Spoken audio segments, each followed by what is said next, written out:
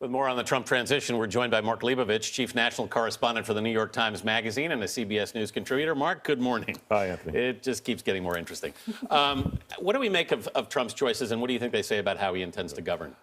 You're bringing me in to talk about darkness. This is what I wake up on a Saturday morning Just for. early morning Satan conversation. Well, I mean, I think... And where does Satan fit in? Where it is, we're going to find out. This is sort of a...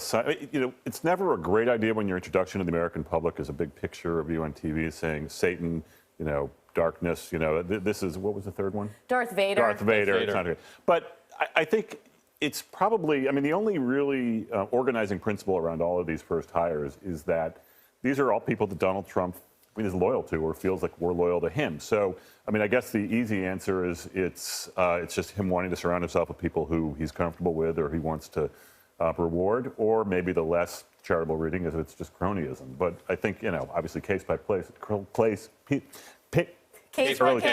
can be a little problematic. Yeah. Do you feel like the picks are represented? There seem to be two emerging wings of the Trump administration. One, the more establishment wing, potentially helmed by Jared Kushner. One, the sort of more radical wing helmed by Steve Bannon. Do you think these first round of picks are representative of either man having more of a say? I don't think so. I mean, I think the only wing right now that matters is the whim of Donald Trump. I mean, I don't see this as a wing administration so much as it's almost kind of ragtag around, whatever it is that Donald Trump decides his impulse is going to lead him that day. So, look, the Kremlinology of this White House 2 months before the administration even begins is already fascinating. I mean, who knows how this is all going to work? What do you think? What do you think the reaction in the Senate is going to be to these appointments? Well, I mean, that's the key question because they're the ones that have oversight. I imagine the Democrats are going to be largely sticking together, probably against a lot of these people, except for maybe people like Joe Manchin of West Virginia, Heidi Heitkamp, North Dakota, people who have been a little bit more centrist. I think the question is, are there going to be any rogue Republicans who might actually break off into their own maybe gang or group or whatever they're going to call themselves and actually try to assert some power on their own? Do you think there's any chance that the Senate does away with the filibuster so as to clear the road for Donald Trump's appointments? Absolutely. I mean, I think that there's a lot of recent precedent for whoever the party in charge is just doing sort of whatever it is that benefits their own short-term interests. So I just think certainly the way Republicans have, they have advantages across the board.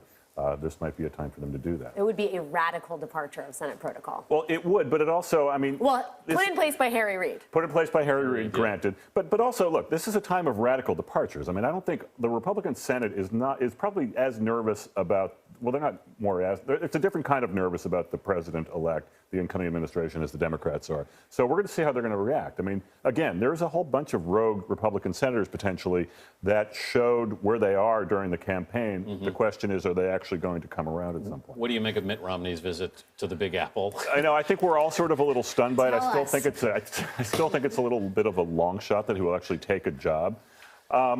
I think at the very least it's sort of a win-win. I mean, he's reaching out to his former adversaries. Mitt Romney doesn't have anything to lose. He's talking to the president-elect.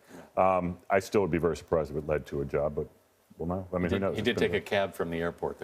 He did. He was in line, too. In line for a cab.